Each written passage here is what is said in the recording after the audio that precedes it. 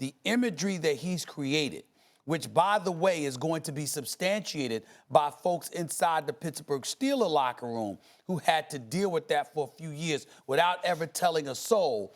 Now that the cat is out of the bag, combined with this stuff, he will always be, as great as he is, we will never just talk about his greatness as a football player. We will always be talking about, and anytime we see guys act up, we'll be referring and comparing them to the Antonio Brown fiasco in Oakland. Not so much this, because we don't know the facts. We have no idea. We're not judging him. We don't know. But we know what you did in Oakland. That much was clear. And I don't think his reputation, his image will ever recover from the shenanigans he engaged in Oakland over the last several weeks. If you're arguing that it'll ever go back to the way it was before all this stuff happened. Arguing. That's what I'm saying. I can't argue that because it has now changed him, right? But we all change as we go through life. Our reputations can change for better, for worse. The question is beyond repair. To me, that doesn't mean it goes back to being perfect. To me, that means like Ray Lewis once was involved in a much more serious situation. And not that this is not very serious, it obviously is, but Ray Lewis's was even more. And Ray Lewis has gone back to being a respected member of polite society, you know? And so would you say at that moment that Ray Lewis's reputation had been damaged beyond repair? Yeah, I'd have said, how do you put that back together? And yet it was.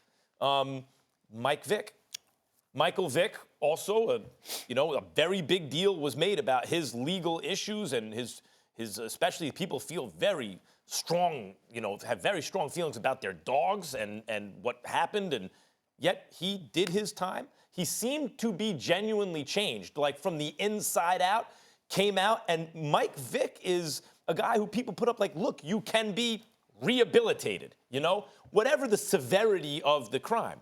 Now, as you said, this is we don't know all the facts. This is a civil case. However, the facts that we do know are even just what he texted. Already, I'm like, you put that in a text message, you're admitting to that? Sounds, by definition, that's non-consensual. I'd like to see that argued away.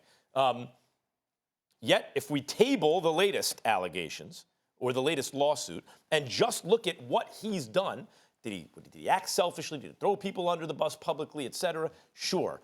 It is a version, maybe more extreme, of Chad Johnson or T.O. from the previous generation of receivers. If Chad Johnson or T.O. wants to come on this show, would we talk to them? Would we? Yes. Like, do you like T.O.? I like T.O. Antonio Brown can get back to a place. But T.O. can't even be put, or Chad, in the same breath as this type of allegation. That's why I said let's table these allegations for a moment. Okay, I'm sorry. It's just hard for me to separate. I addressed, though, Molly, I'm saying, of course, you're right. Yeah. But what I'm saying is Ray Lewis was, arrested. That's criminal, right. Yes. So, and yet Ray Lewis can participate in polite society, for lack of a better term, right? So on that level, the answer is yes, you can rehabilitate. It'll never be quite the same, but you can. It's not irrevocably tarnished in a way that excludes you from that sort of thing, and from those serious allegations, and from the rest of the stuff, we have other examples of athletes who've rehabilitated their image. Well, let me enlighten you about a couple of things. Number one, let's harken back to 2000 when Ray Lewis got into the situation that he got into. An individual was murdered, I believe stabbed to death, if I remember correctly. I'm not sure. I don't have the story in front of me. I'm just going on memory here. There was a divide, some would argue, along racial lines at that particular moment in time, because on one hand, he was viewed as somebody who was potentially a murderer or participated in a murder. To others, he was somebody that saw something and wouldn't snitch. You understand? And it depended on which side you believed. In other words, because ultimately when he pled guilty, the charge that he pled guilty to was obstruction of justice, okay? So when you're looking at it from that perspective, in a lot of people's eyes, particularly from the African-American community, it was like he didn't snitch on somebody. Whether you like it or not, it was divided along those lines, I remember, because I had to report on it when I was at the Philadelphia Inquirer at the time, okay? So you had that issue. Let's go to Michael Vick. Yes, you had a dogfighting scandal, and yes, you have animal lovers out there, and PETA and others were obviously vehemently against him, along with any decent person in society, because it was reprehensible.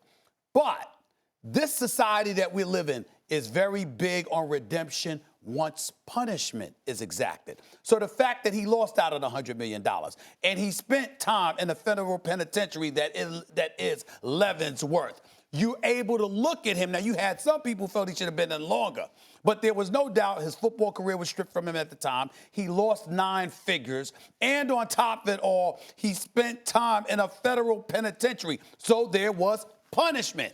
T.O., never a crime. Ocho Cinco, I think he had the incident with his girl or whatever, but I'm saying. Are you saying it's a combination of both, that because Antonio Brown has the T.O. Chad Johnson kind of controversy on the field and the locker room type stuff, and the criminal, what could become criminal allegations? The combination of it all, devoid of the requisite punishment, one would surmise he deserves in their eyes, is where if he were to end up, for example, if something were to happen to him, it's crazy as this sounds. Think about the nation that we live in. In this society, if something were to happen and Antonio Brown found himself incarcerated, people would actually be more willing to forgive him once they felt he paid a price. I think that's a good point. But my point is, what you're describing is the remedy. In other words, even if the remedy involves punishment of some kind, ultimately what people want to see is there's some kind of change from within, right? So in other words, some kind of consequence. Okay, or a consequence. That's still a prescription of how he can rehabilitate his image eventually. But I'm saying we don't have that in front of us, so all we've got is what he's done, and I'm looking at the shenanigans with Oakland, and folks ain't gonna forget that.